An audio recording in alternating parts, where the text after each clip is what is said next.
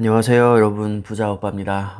오늘 오전에 삼성전자 속보가 하나 올라왔는데요. 차세대 D램 4세대에서 6세대로 바로 점프를 한다고 합니다. 이 얘기는 5세대 개발을 포기한다는 얘기인데, 저는 이게 호재인지 악재인지 조금 헷갈리더라고요. 두 가지를 생각해 볼 수 있을 텐데, 이걸 이해하기 위해서는 일단은 개발을 어떤 식으로 진행하는지 좀 살펴볼 필요가 있는데, 기사 내용을 보겠습니다. 최근 1B, 그러니까 이게 5세대가 되거든요. D램은 알파벳 순으로 갑니다. 근데 특이하게 1세대 램이 A가 아니고 X부터 시작합니다. X, Y, G, A, B, C. 정리를 하면 1세대 D램이 1X, 2세대가 1Y, 3세대 1G, 4세대 1A, 5세대 1B, 6세대 1C. 이런 식으로 D램 업계에서는 숫자 1 뒤에 알파벳으로 세대를 표기한다는 것을 알고 이제 영상을 보시면 아마 이해가 빠르실 겁니다. 4세대까지는 이미 나와 있고 5세대와 6세대를 동시에 개발을 하고 있었는데, 갑자기 5세대 개발을 포기하고 6세대로 올인하겠다, 이런 지금 발표를 한 겁니다. 여기에서 중요한 건 5세대와 6세대를 동시에 개발하고 있었다는 겁니다. 만약에 5세대에 올인하고 있다가 갑자기 6세대로 방향을 바꿨다면 이거는 굉장히 암울한 뉴스가 될 수 있는데, 5세대와 6세대를 동시에 개발하다가 5세대 개발 그냥 건너뛰고 우리가 6월까지 6세대 개발을 완료하겠다, 이렇게 발표를 한 겁니다. 이거는 사실 좀 애매하죠, 악재라고 보기가. 이런 경우를 생각해 볼 수 있을 겁니다. 5세대, 6세대 동시에 개발하고 있었는데 6세대에서 가능성이 아주 많이 보인 겁니다. 더구나 지금 6월로 기간까지 못 박은 것을 생각해 봤을 때 어떤 6세대에 대한 자신감이 어느 정도는 엿보이거든요. 과거에도 이런 사례가 있었습니다. 28나노를 그냥 아예 건너뛰고 25나노로 직접 점프해서 성공한 적이 있습니다. 당연히 이렇게 할 수만 있다면 뭐 더할 나위 없이 좋은 거죠. 28나노를 건너뛰고 25나노로 바로 갈 수 있다면 굳이 중간 단계를 거칠 필요가 없습니다. 물론 그때와 지금은 상황이 많이 다릅니다.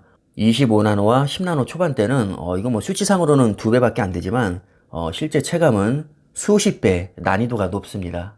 그래서 10나노급에서는 쉽지 않을 것이라는 분석도 많이 있는데, 자, 상식적으로 삼성전자가 지금까지 D램에서 쌓아온 기술력과 자본력, 그리고 5세대와 6세대를 동시에 개발하고 있었다는 점, 또 6월로 기간을 못 박은 점을 생각해 봤을 때 이미 내부적으로는 6세대 개발이 거의 완료됐고 아무리 늦어도 6월까지는 양산할 수 있을 것이라는 확신이 있기 때문에 아마도 이런 결정을 하지 않았나 저는 생각을 해봅니다.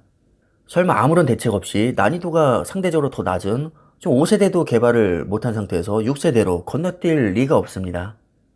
사실 이럴 만한 이유가 있습니다. 4세대 1A램 같은 경우는 삼성전자가 양산이 좀 늦었죠.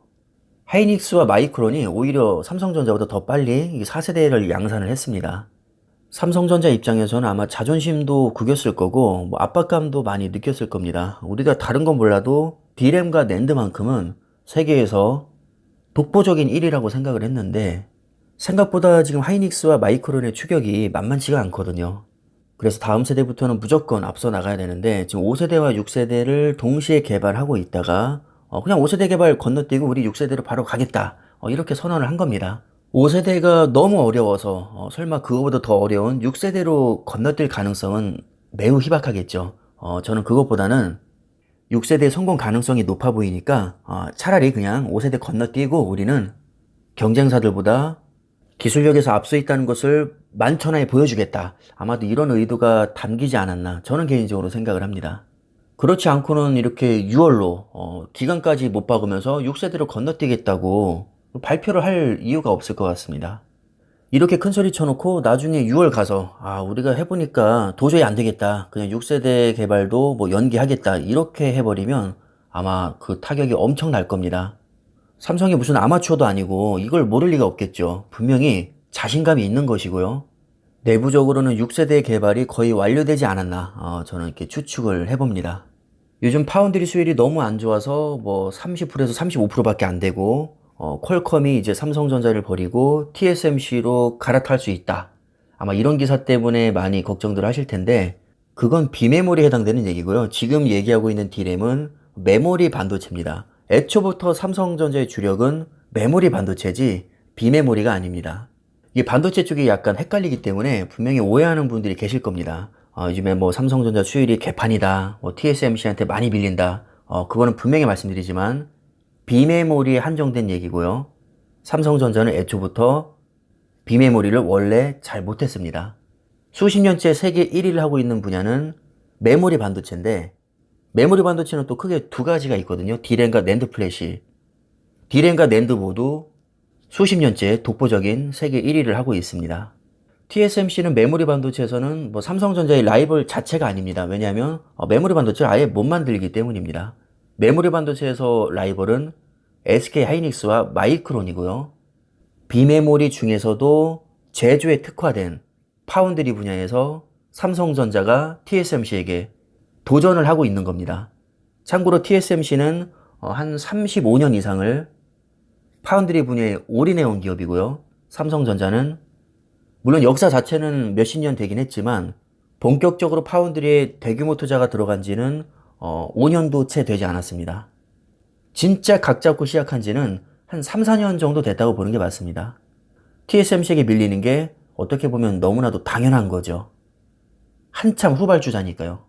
근데 그거를 확대 해석해서 뭐야 삼성전자 반도체 세계 최고래매 뭐 별거 없네. 절대로 이렇게 생각하시면 안 됩니다. 아예 분야 자체가 다른 겁니다. 저도 삼성전자를 깔 때는 까지만 우리가 진짜 깔 때 까더라도 제대로 알고 까야 됩니다. 너무 지나치게 좀 폄훼할 필요는 없다고 생각을 하고요. 메모리 반도체 분야에서는 여전히 적수가 없습니다. 독보적인 세계 1위가 맞습니다. 그래서 오늘은 메모리 반도체 일종인 D램에 대해서 말씀을 드린 거고요. 이제 5세대를 건너뛰고 6세대에 만약에 성공하게 되면 아마 경쟁사인 하이닉스와 마이크론을 멀찌감치 따돌릴 수 있을 것으로 생각이 듭니다. 여러분들 투자에 참고하시고요. 영상 이쯤에서 마무리하겠습니다. 감사합니다.